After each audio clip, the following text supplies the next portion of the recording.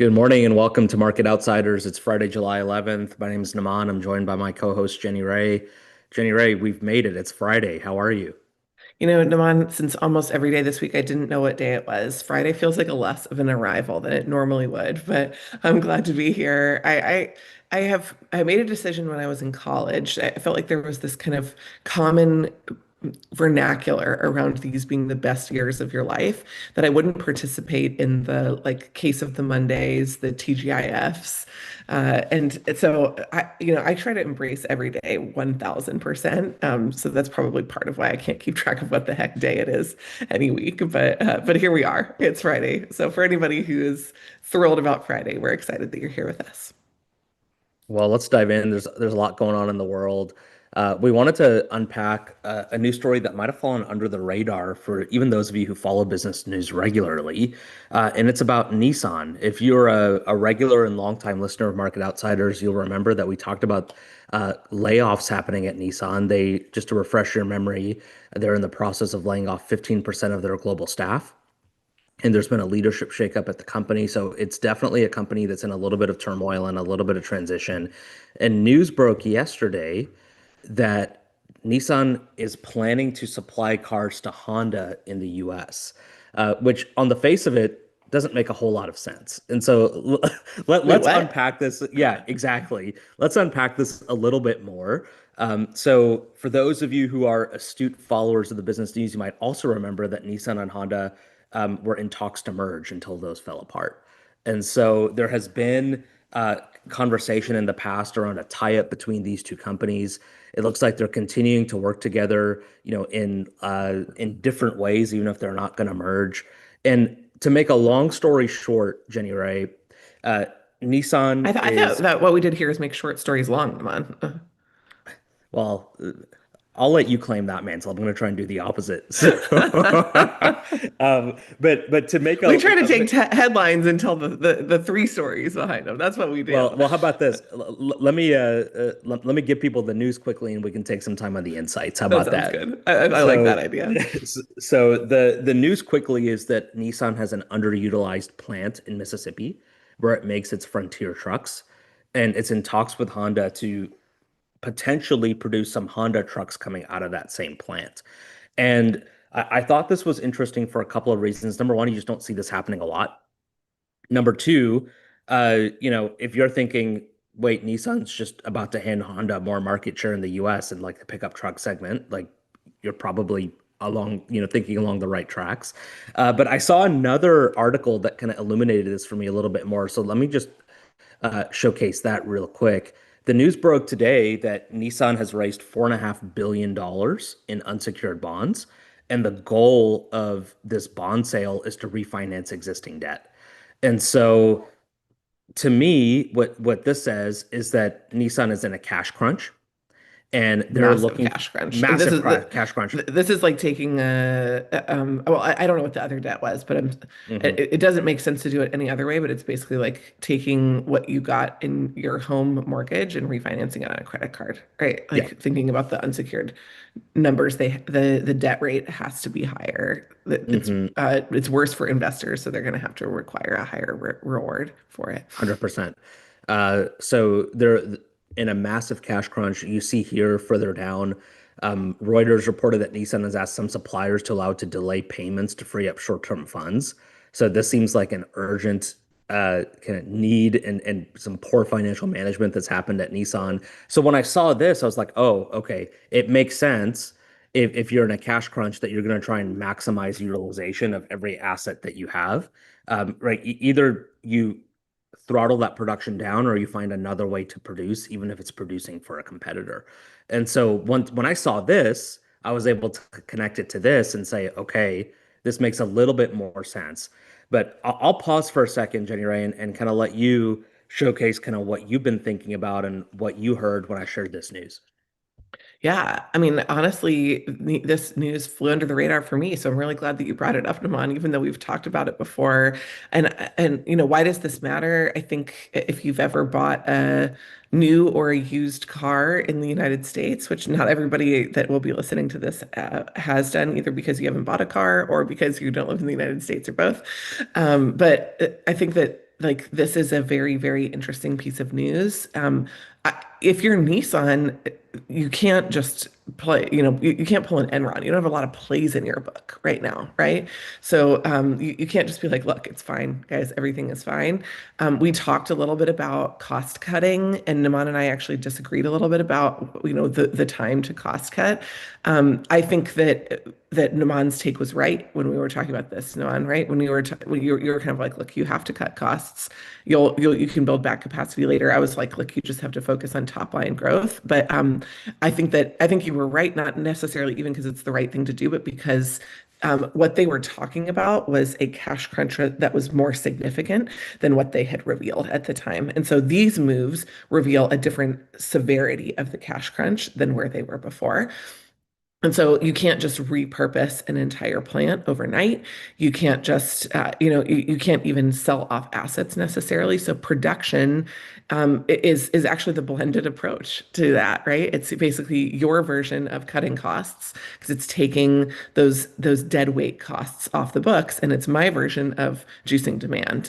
And so I think it's really interesting to tie together some of the hey, like we think we might need to take some severe measures, which seemed pretty drastic and fairly serious for where it looked like their financials were at the time, versus where we are just fast forward a couple of months. All of a sudden, we're in a place where we're looking at something very different. So, yeah, closing 7 factories was kind of part of that discussion, but this one is, in fact, I don't know if it said it on this one. Now, if you can go back to the other article real quick, I think the second or third paragraph said something about, wait, isn't this the same one? I think these are both Reuters. They're both Reuters, but they're different. But this is a The different, okay, one, okay, okay, okay. this is on the bond sale, and the other one's on the Honda tie-up. Okay, look at the Honda tie-up one because I think that one had the kind of It's interesting. manufacturing reason, right? And it was go up a little bit actually. I think it was a little It, higher. Yeah, yeah, there it is. it was just here. Um, yeah, it makes the frontier right now. Yeah, put to use an underutilized American plant. Hmm. So we often talk here about metrics. One of the things that I would want to know is what their utilization is across all plants, but specifically on a per plant basis. So that's what I would be digging into analyst calls and sideline reports and production numbers on if I know that Frontier is made there and I know how many sales they've had, and there's probably some announcement from when they opened the plant about how many Frontiers they could make in the plant, then we should be able to get to some back of the envelope numbers about what the actual underutilization is there. So if you're an analyst that's covering Nissan, then that's what you're thinking about right now, right? What is the number of actual utilization, and therefore, what is this deal going to look like with Honda? But yeah, this is a smart approach to being in a terrible corner, is what I would say. Yeah, I agree. There's a large sunk cost to that manufacturing plant. There's a strategic imperative, I think, for Nissan to keep U.S. manufacturing capacity just because of the tariff situation right now as well. So, maybe in years past, you would have thought about, maybe temporarily throttling that plant down. You don't think about that right now. You And so I don't think think this, about it. And you it's, actually even think about the potential sale of it the same way that Meta and Ray-Ban do a tie-up, or Kellogg and Ferrero, we just talked about that earlier this week, mhm. do a tie-up. That's still, by the way, leading news today in the business world. So if you haven't read more about that, that's really interesting. But we kind of said, look, like it's a lot easier to borrow manufacturing capacity than it is to build manufacturing capacity. Manufacturing capacity is an asset on the books that accounts for more than the asset value, right? The liquidation value of it is not worth as much as the ability to produce out of it. And so this is a great example of that exact phenomenon here. So to me, the big picture takeaway here for Nissan and what the new CEO is doing is you're just trying to survive here. Survive. This is survivorship. Yeah. This is survival, and then if you can get back on solid footing, then you can think about, okay, how do I refresh my aging vehicle lineup? How do I start to manufacture demand again? How do I like start to take share in strategic markets? But you're not thinking about any of that right now because you don't know if you're going to be in a position to be able to even do that in 2 or 3 years. Like this is literally like with a machete fighting your way through the jungle. Naman, did you see any information about the debt that they were refinancing, about what rates those were on? I I'm concerned about anybody who's refinancing debt at this moment right now, because if it Yeah. was 5 or 10-year debt, I know I have a piece of property, an agriculture piece of property that is set to auto refinance every Hmm. 5 years. And so my last refinance was in 2020. That was a pretty good time to refinance. In retrospect, the best time to refinance. And my first one was in 2015. That was pretty great. It was before kind of interest rate peaks pre 2020. 2025 is not the time that you want to be refinancing those No. lines of credit, Well, right? I was a little bit surprised. I'm glad you brought that up because when I read that, I was a little bit surprised to read that news. And look, whoever the CFO of Nissan was, like he or she knows more than I know, okay, about their business and their financials. But one of the things that I noticed Fortune 500 CFOs doing during the pandemic is is refinancing into long-term notes at incredibly low interest rates. And so like the debt maturity of like large companies, like their debt's not maturing for years and years because they all like refinanced during the pandemic. They were forward thinking. That's Mhm. one of the reasons high interest rates have been a benefit to these large companies because they've got cash balances that are earning interest, yet Correct. their debt servicing costs are very low. And so to me, I was just surprised that any company at the size and scale of Nissan would have to be um, kind of refinancing or restructuring debt right now. I would have thought you would have taken care of that 3 or 4 years ago, and like the maturity of what you would refinance would be kind of extended further into the future. And so, you know, I don't know if that's a difference between being a US based company and a Japanese based company, because I know in the, there are different mechanisms around kind of long term debt in the US than there are in the rest of the world. But that caught my attention. And if that's just a function of not being based in the US, then I think that's another kind of structural advantage that US companies have versus non-US companies. In the same way that, US consumers can get locked into 30-year fixed rate mortgages in a way that consumers in the UK just can't.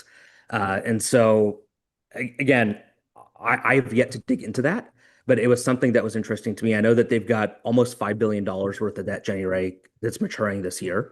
And so Which I don't seems know like what it's too short for if you too were on short. that kind of debt maturity Hmm. cycle. And so I don't know what the rates were, but again, if you're kind of putting up $4.5 billion worth of bonds right now, you're desperate.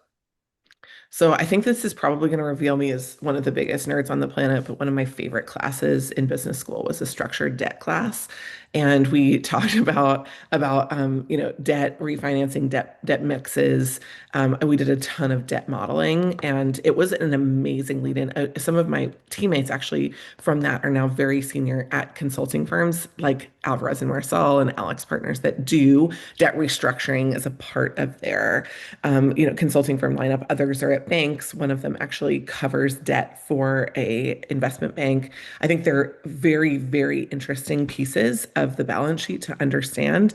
I think that debt to me feels like an MBA level thing versus an undergrad thing, right? We talk about the P&L. That's kind of where I started when I was at Bain. By the time I left, I understood debt in a different way. And so I would say that this would be a case study, the Nissan case study. There is a significant amount of information about it that would be very interesting to look into. There are amazing peer recommendations. So you can look at some of the peer benchmarks inside the space with very, very rich data that you can also look into. And there's also very transparent production and pricing data that you can kind of map out. So if I were assigned this project when I was at Bain, I would have been thrilled by the data availability. There were other projects that I did that had much more private information that were way harder to benchmark, super difficult to try to identify actually even where some of those organizations were. So I would say like the one thing really going for you here that want to learn is to watch what's happening with Nissan in real time. Like model this out. If you had been the CEO in 2020, what would you have done? And did that CEO do it? Did the CFO do it as well? Right? Because you're thinking both from a production and a revenue perspective, and also from the debt balance perspective. I think it also just helps clarify who's in charge of what at an organization, because I think like until you understand debt, you don't actually understand the role of a CFO and the role that the CFO plays to support the CEO's goals. And so I think like I didn't, if you don't go into banking or you don't have the background in banking, in accounting, you understand some of the after effects of debt and the after effects of tax, but the CFO role is so important because of its interplay with what the strategic imperatives are. So I think Nissan would be a fantastic case study. And I'm probably going to write somebody on our team later today and be like, look, we should create this. It's also something that, I would expect will come up in conversations because these exact types of programs and challenges are facing the entire automotive industry just with a different mix. Like Nissan has a specific flavor of this auto industry crisis, but it's hard to look around the auto industry now and be like, look at that gem of a company. They've got everything nailed down. Their demand is extravagant. Their production is lean. They're right. Like it's kind of like healthcare, one of those places where there's always opportunity to optimize. And it's at such a scale that any optimization makes a huge difference. So I'm having flashbacks to both that class in college and also to my time at Bain, and the realization that understanding this debt challenge is a big, big piece of understanding a company at large. Well, I think that's good homework for folks who are listening and looking for something to dig into over the weekend. January, is there anything else that you wanted to point people to for additional reading or research over the weekend before we wrap our time up together? Yeah, nothing about Nissan, but I'd love to actually share something. One of the things that we talk about here is kind of tying together the conversations that we have in the real world and the conversations that we have here on the pod, and in the virtual world. And so yesterday I was at a breakfast, and at the breakfast, it was kind of a like, how's it going? We haven't seen you in a while. A while at this breakfast is a couple of months, and a while in AI right now is like years, right? Like AI years are like dog years. Um, and so I think that the focus for the conversation just turned really quickly. It was maybe 3 sentences long. Hey, I made some early investments in some AI startups in the financial services industry. The guy I was talking to was the head of a regional bank. And the conversation was kind of like, hey, it's really interesting to see some of these actually in the wild, maturing and making a difference. And so I left the meeting, even though it was not about banking or AI at all, with one question on my mind, which was, what are some of the things that I may not have thought of that would be use cases for AI in banking? So this morning, when this broke, this is actually something I would have thought of, honestly. But I thought that it was just really interesting to go into the details of them. I don't know. I haven't gotten a text out to him or back from him because it's still 6:30 in the morning in California. But I'm curious if this is one of the investments that he made and if this is one of the things that he was talking about. But I'll tell you what, like knowing this is an amazing way to advance relationships if you've never thought about that before. Like relationships and insight are some of your secret weapons as an investor or as a partner to organizations. And so my desire to understand this will turn into probably a coffee or a call, or it'll be an extra reason for me to make a connection with him. And I like him, and he's a friend, and he likes wine, and he likes my vineyard. So all of these are already good baselines for a good conversation. But I think a lot of people don't understand when you say like relationships or networking is everything. It's not like cold calling. It's advancing these long-term conversations just by picking up on what people are already interested in, and developing that same level of curiosity as well. So this is the headline. Goldman Sachs is piloting its first autonomous coder in major AI milestone for Wall Street. I'm actually, Naman, when I read this, my first surprise was only now. Like I thought this felt like a little bit late, and so I really wanted to go in and understand it. So they're testing an autonomous software engineer from AI startup Cognition that's expected to soon join the ranks of the 12,000 human developers. That number actually was very interesting to me. 12,000 human developers. That's a major cost center for Goldman, right? These are not low paid human developers. These are very, very advanced, some of the best in the business software developers. They're like thinking about things that I would have thought that a developer would have done for a long time, which is like, how do you build programming that's actually tracking ideas in the market? The fact that the program is building the program, I think is the interesting point about this. But again, I was kind of like, we haven't already gotten there. Like, can't AI already do that? So that was kind of my first focus. It says that it's the latest indicator of the dizzying speed in which AI is being adopted in the corporate world. I think that's actually true because when I my first thought was, well, it hasn't already happened yet. Like a year ago, we would not be having this discussion, Iman. So I was thinking a little bit about that as well. They also named it, which is adorable, Devin. Um, and so, then I kind of went looking, and this would be homework that I would give you, right? This AI startup Cognition. I'd want to know who funded Cognition, who's working on Cognition, who else is using Cognition. I'm very curious on, what happened, but here's what I'm guessing happened. I have no idea, but here's what I'm guessing happened. I'm guessing that this agentic AI that is Devin is actually being trained on all of the work of the 12,000 human coders, not and again, it's not on the result of their work, which is just replicating a program, but it's actually on the process of their work. So it's training on what everyone is sitting at their computer doing every day. So this is going to uncover efficiency opportunities for two reasons. One, if anybody was playing solitaire for most of the day, like Devin is going to be in your back pocket figuring out what is actually happening on a daily basis. So it's going to kind of weed out some of the natural attrition, time attrition that happens inside roles like this. But I thought of this and I thought like, how do you train AI? That was my next question was how do you train AI to code for software for Goldman? And it's like you take what humans are doing and you train it on what the humans are doing. So my best guess is that Goldman will probably look to acquire Cognition because once it's trained on what Goldman does, the last thing that Goldman's going to want to have happen is have JP Morgan or another competitor in the space trained on the same kind of battle. It's an interesting challenge that AI platforms have. They have to develop a baseline, they have to develop a customer base who actually helps them to train, but it also creates a potential acquirer for them. So I could be right, I could be wrong about a number of those things, but that was where I started. That's the homework that I would do is who is Cognition, what are they doing, and how would they train their models on this? And I just thought it was interesting as a tie-in to breakfast. Naman, any insights, feedback, or things that I probably missed in my overall analysis of this? Well, I think you hit the second order insight towards the end there, which is Goldman's going to look to acquire Cognition if the pilot goes well. I think that's like from like a business strategy perspective, that's where my mind was going. I think people intuitively understand kind of, the efficiencies that AI can unlock, but they don't always connect that to what the next business move would be.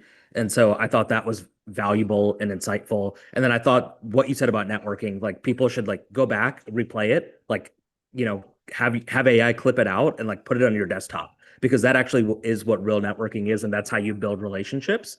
And so I thought that was incredibly insightful as well. And good reminders for us as we're looking to build authentic relationships and not just cold call people when we're looking for a job. Amazing. Well, everyone, thank you so much for your follows, your likes, your comments this week. If you haven't already subscribed, please jump on and join us. You'll get a notification every time we go live, which is most weekday mornings. There are times occasionally when both of us are traveling or doing something else that we won't be on live. But don't miss us when you're there. You can always catch us on the pod later, wherever you find your favorite podcast. If you have insights, questions, favorite episodes, those are really great feedback points for us. In fact, when we were in New York, I really loved hearing people's specific feedback on things that they were listening to. So we'd love to hear from you if that's you. Otherwise, have a great weekend. You've got homework to do. So let's go. Enjoy. We'll see you on Monday. Also, who plays solitaire anymore? Okay, fine. Online poker, managing your fantasy football team. Not. I feel like there's got to be there's some guy right now who feels super outed at Goldman Sachs, but maybe